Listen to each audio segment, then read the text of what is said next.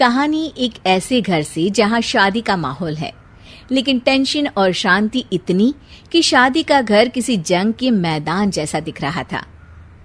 अरे जैसा मर्जी डेकोरेशन कर दो, पैसों की चिंता मत करो। इतना पैसा जब लड़के वालों को दे दिया तो फूल वालों को देने में मुझे क्या दिक्कत है? अरे धीरे बोलो ना, साफ लग रहा है कि फ्रस्ट्रेटेड हो। अरे तुम तो चुप ही रहो। एक बेटी संभाल नहीं पाई। सारा दिन मैं काम पर जाता था, सोचता था घर पर बच्चों को अच्छे से संस्कार मिल रहे होंगे, लेकिन नहीं, मैडम को तो अपनी किटी और फैशन से फुर्सत मिले तब ना। माँ चुपचाप वहां से चली जाती है। समझ में नहीं आता कि आखिर शर्मा खानदान में हो क्या रहा है। कल तक चिड़िया सी फुदकने वाली शीना की शादी यूं अचानक एक मोटे काले लड़के से क्यों हो रही है? शीना कमरे में हाथ में गुड़िया लिए बोलती है, मेरे साथ जो हो रहा है ठीक हो रहा है। तुम तो सब जानती हो, साहिल मेरे लिए भगवान है। अब जब वो ही नहीं मिला तो फिर कोई भी हो, जिंदगी ही तो जीनी है, जी लेंगे। बाहर शीना की बुआ किसी से बात करती है। अरे मोटा नहीं, उसे तो खाते पीते घर का कहते हैं। अब ओबेरॉय का नाम भी किसी को बताने वाली बात है। उनका इकलौता लड़का तो करोड़ों की सामी तो है ही। अरे हमारी शीना बिटिया तो रानी बनेगी, रानी। इन सब के बीच कहीं कोने पर शीना हाथ में मेहंदी सजाए बैठी थी और आंखों में आंसू सजाए। और वो समय भी आ जाता है जब शीना मंडप के नीचे हाथ में वरमाला लिए खड़ी होती है, लेकिन तभी अफरा तफरी मच जाती है। कोई कहता है, अरे लड़के की माँ को हार्ट अटैक आ गया।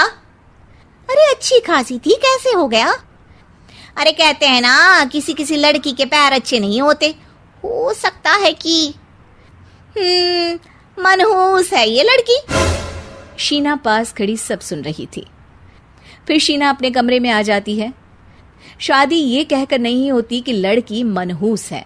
अब लगातार शीना के लिए लड़के देखने आते, लेकिन आस पड़ोस या किसी के कहने पर शादी हर बार टूट जाती। लेकिन एक दिन, अंकल, मैं काफी दिनों से आपसे मिलने की कोशिश कर रहा था, लेकिन हिम्मत नहीं हो पा रही थी। अरे बेटा, हिम्मत तो हमारी टूटी पड़ी है। वैसे कौन हो तुम? अब मेरा नाम साहिल है अंकल। मैं शीना से प्यार करता हूँ और उसी से शादी करना चाहता हूँ। अरे अब तो किस जात के हो ये भी मायने नहीं रखता। बेटा, मेरी बेटी मनहूस है, ये सब कहते हैं कि इसीलिए उसकी शादी नहीं हो पा रही। अगर तुम शादी करने को तैयार हो तो ठीक है। शीना की शादी साहिल से हो जाती है। अगले दिन साहिल की माँ का देहांत हो जाता है और एक बार फिर लोग शीना को अपशकुनी कहने लगते हैं। अरे खा गई दीदी को ये। अरे क्या जरूरत थी साहिल किसी मनहूस को घर लाने की?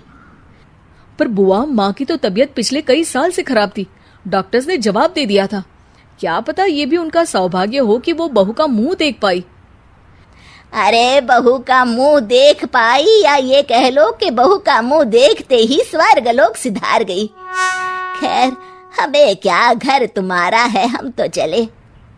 अब शीना को खुद पर ही शक होने लगता है कि कहीं सच में वो अपशकुनी तो नहीं।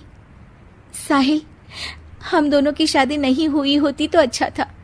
देखो ना, कैसे पहले मेरी शादी टूटती थी और अब तुम्हारी माँ भी। अरे ऐसा कुछ नहीं होता शीना, अपशकुनी वगैरह कुछ नहीं होता। ये सब तो ईश्वर के खेल हैं। वो शादी तुम्हारी इसलिए टूट गई क्योंकि तुमको मेरी पत्नी बनाना था, और माँ का जाना तो तय था।